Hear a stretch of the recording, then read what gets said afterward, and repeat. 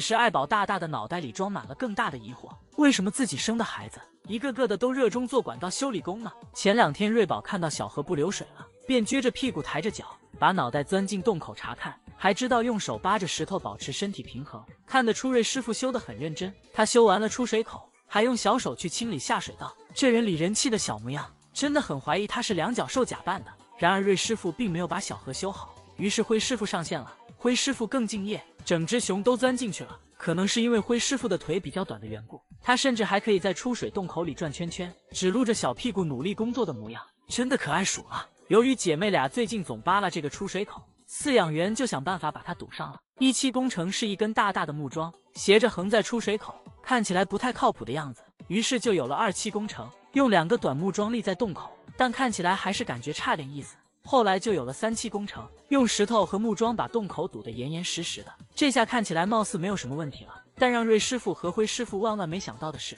竟然还有47工程，整个小河都用雪覆盖住了，这下是彻底没得挖了。福师傅在寒务工的时候也学了一手修理管道的好手艺，把脑袋钻进出水口，仔细的检查，认真到小屁股都在用力，趴着检查不明白就躺着检查。只能说在维修这方面，福师傅是专业的，但因为工程难度比较大，福师傅努力到身体都扭成了麻花。当福师傅修得正认真时，饲养员用竹子挠了他的屁股。福师傅孤勇的这一下真的太好笑了。现在福师傅维修的本领也不减当年，他在喝水时感觉自家水渠的流水有点小，于是就循着水流找到了出水口，先低着脑袋观察了一下，然后就是哐哐一顿干。就看福师傅这手法和这姿势，真不愧是年龄4岁却有着3年维修工龄的老师傅了。最后让人没想到的是，他还真的就从里面掏出了一个水泥片子来。福师傅的工作初见成效后，他干的就更起劲了，连续修了好几天，水渠的水流好像真的大了一点，要不说还是福师傅的手艺好呢。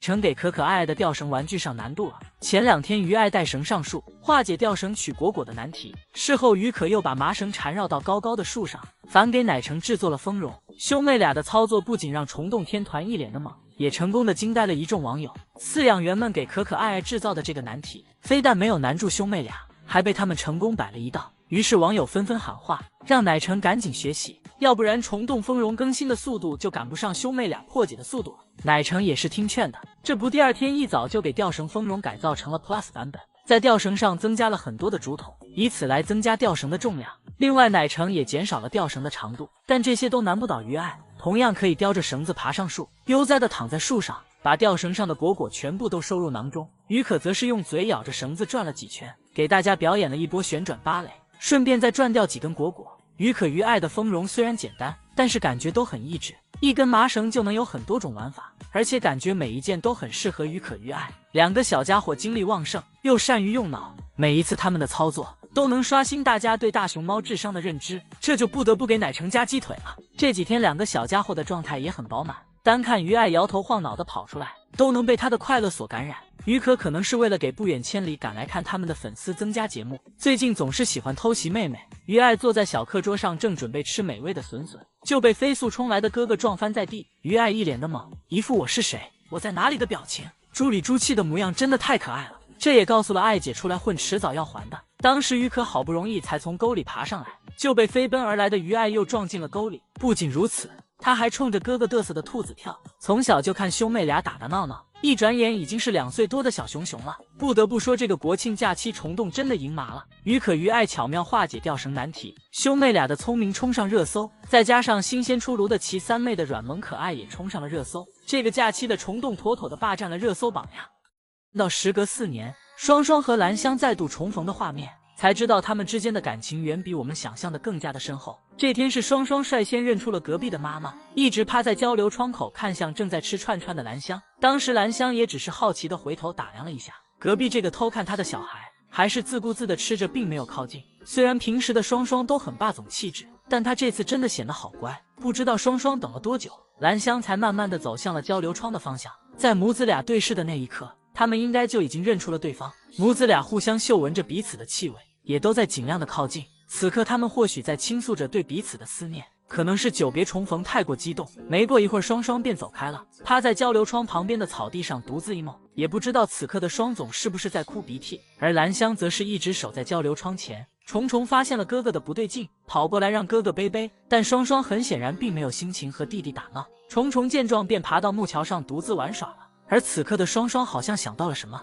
再次回到了交流窗口前，空出了他的右半边，还示意妈妈看向虫虫所在的方向，似乎是在告诉妈妈那个就是弟弟。他平时有些调皮和贪玩，看得出双双的情感真的非常细腻了。最令人想不到的是，第二天双双真的把虫虫带到窗口前，他们还打包了笋笋过来，一边吃一边坐着等妈妈。但遗憾的是，兰香这次没有赴约，不过来日方长，他们现在住在隔壁，总能再相见。然而像这种母子间的久别重逢，在虫洞也不是第一次上演了。嘉月月回到虫洞刚展出时，元芳就把她安排在二顺的隔壁。第一次看到二顺的嘉月月直接愣在了原地，她当时估计都不敢相信自己的眼睛，时隔5、6年还能再次见到自己的妈妈。所以当二顺也认出她过来贴贴时，本来在树上玩耍的月月飞速下树，跑到二顺妈妈的面前，开心的手舞足蹈，感觉此刻她的喜悦都快溢出屏幕了。二顺坐在玻璃墙边吃饭，嘉月月也要坐在地面看着。平时母女俩也会坐在交流窗前，一聊就是好久。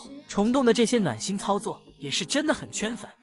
第三妹长得真的太好看了，看起来软绵绵糯叽叽的，虽然她和小五哥哥小时候很像，但又没有小五的憨气，给人一眼看上去就是女孩子的感觉。小年纪的齐三妹就会十分标准的一字马了，而且齐三妹不仅和小五哥哥长得像，也是小年纪就只想回家。墩墩外公把她抱出来晒太阳，她就孤勇着想回家，但每次都是孤勇半天，刚爬出垫子就被墩墩外公抱回去了。这就不禁让人想起小五小时候出来晒太阳的场景，总是喜欢迈着模特步，屁股一扭一扭的走回家。齐三妹被抱出来晒太阳时，好奇女侠总是不放心，一直趴在门口看着。之前有一次好奇女侠独自出外场，就趴在窗户上往里看闺女，即便是她生日当天有美味的大蛋糕和好玩的雪，她也是只待了一会就喊奶晨开门，着急回家带孩子了。好奇妈妈真的很爱她的齐三妹，墩墩对这个亲外孙女也是宠爱的很。每次抱着齐三妹出来时，感觉扬起的嘴角压都压不住，大家也都纷纷评论说，墩墩奶爸再也不用四处打零工了，当年又是照顾于可于爱，又是照顾莽小五的，现在终于有了自己的亲外孙女了，再也不用哪里有活就往哪里搬了。而且墩墩照顾齐三妹时真的很细节，他会把垫子卷起，再伸手去抱齐三妹，这样就不会把齐三妹的垫子踩脏了。看到这一幕，小五不禁流下了伤心的眼泪。墩墩，你还记得大明湖畔的莽小五吗？当年你家好奇相亲回来，你就卷起铺盖毅然决然的走了，还是头也不回的那种。小五还为墩墩的离开难过了好几天呢。虫洞这样也挺好的，每年都有新鲜的宝宝出生，明年应该就轮到梁月、于贝和嘉月月了吧？不知道他们哪一个会先传来好消息呢？庆真的是那种长得好看，性格又很稳定的女孩子。奶爸把她爱吃的笋笋和胡萝卜都放在了这个圆形跑步机的顶上，国庆站在上面，双手扶着旁边的把手，在上面就这么人模人样的跑起来了。但不管国庆怎么跑，都还是在原地，感觉国庆都快把腿跑断了，还是怎么都够不到。但即便是这样，累得气喘吁吁的国庆非但没有生气暴躁，还冲着游客笑眯眯的。不得不说，这姑娘的性格是真的好，不急不躁，还很有耐心。从国庆生日那天得了这个跑步机，国庆就一直想征服她。虽然期间因为重心不稳还来了个头纱，但国庆也都一直没有放弃。上次的哈哈镜玩具也是，刚开始时国庆是害怕的，都不敢看镜子里的自己，奶爸还故意把胡萝卜别在镜子上。国庆试探了好久，也是鼓足了勇气才敢上前把胡萝卜取出来。但是也就短短几天后，国庆就可以大大方方对着镜子坐下了，还会和镜子里的自己玩耍。感觉国庆现在的性格和梅青妈妈也有很大的关系。梅青虽然平时很暴躁，但她把所有的温柔都给了小国庆。她不仅不会拒绝看起来比自己还要大只的国庆喝奶，她有时候还会帮国庆挡着，避免游客笑话国庆，甚至在国庆3岁多时还在帮国庆排便。梅青真的是把国庆捧在了心尖尖上了。可能也正是因为梅青的这份宠爱，让国庆的内心很充裕，也很有安全感，所以小姑娘干啥都是乐呵呵的，让人一眼看上去就是阳光明媚的感觉。